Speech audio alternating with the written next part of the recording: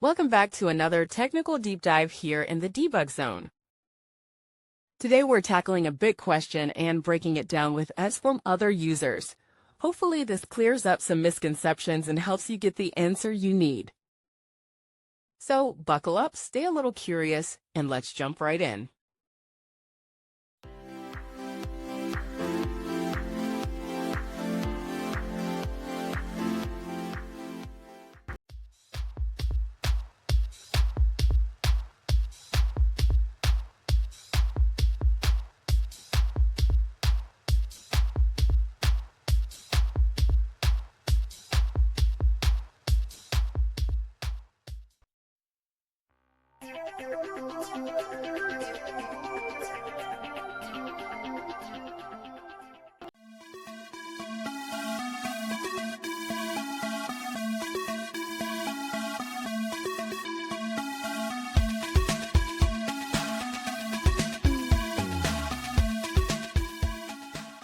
And that's a wrap.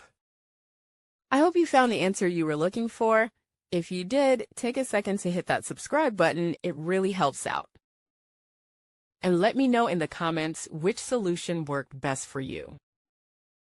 See you next time in the debug zone.